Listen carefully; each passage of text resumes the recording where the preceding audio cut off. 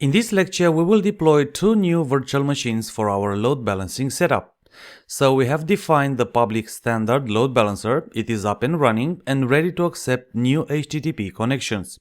First, we will delete Web Server 01 virtual machine, our existing virtual machine running in Azure Cloud. And next, we will deploy two new web servers, Web Server 01 and the Web Server 02, and they will be deployed in different availability zones. Once we finish the setup deployment, we will test load balancing and observe how the load balancer distributes incoming HTTP sessions to both running web servers. Now let's switch over to Azure Portal and get started.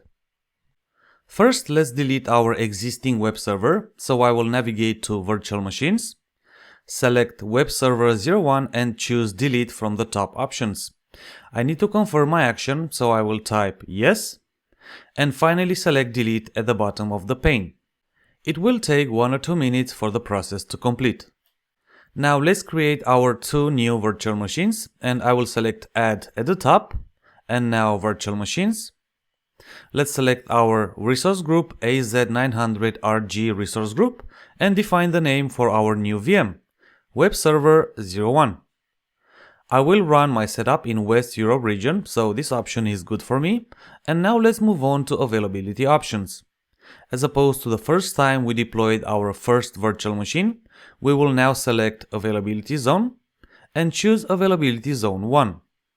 The image is fine, Ubuntu server. The VM size is good as well. We will be using B1S virtual machine instance size. So let's change the authentication type to password and define the username as admin user and password admin123 ! And I will confirm the password admin123 ! Now let's move on to disks. The default options are fine here, so let's move on to networking. Well, technically speaking, because we have a public load balancer that will actually receive the traffic from our end clients and will distribute the sessions to our VMs, the web servers don't need any public IP address in this case.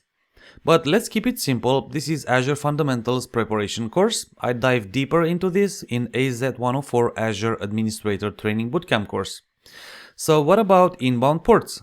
We know that we will configure the VM as a web server, so let's add HTTP port 80 to the allowed list. This will save us some time and we won't need to manually go and add an inbound port rule to allow HTTP traffic once the VM is deployed. Next is load balancing, so this is the most interesting part. Do you want to place this virtual machine behind an existing load balancing solution?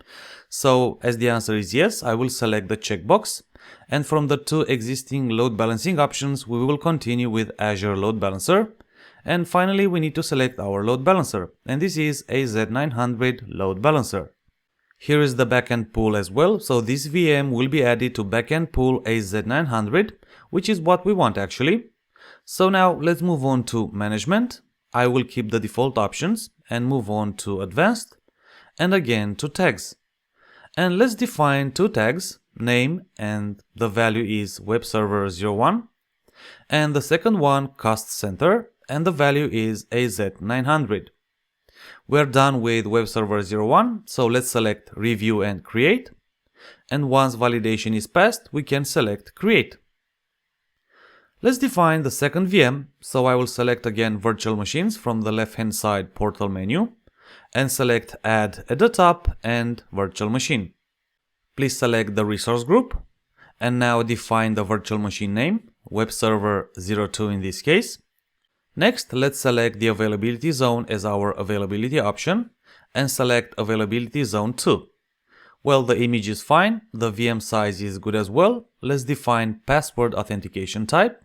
Username is admin user and password, again admin123 ! And let's confirm the password, admin123 ! Let's also include HTTP 80 in the allowed list. Alright, and we can move on to disks and next to networking tab. So I will scroll down to load balancing section and enable load balancing configuration. And last I will select my Azure Load Balancer. Great, let's continue and navigate to tags and define our two tags here as well. So first one is the name and the value is webserver02. And the second one, cost center, with a value of AZ900. Alright, let's hit review and create. Validation has passed and create. So there is one more thing that we need to configure before we can test our load balancing setup. We need to configure the Apache Web Service on our VMs, and that's exactly what we will do in the next lecture. Thank you, and I will see you in the next lecture.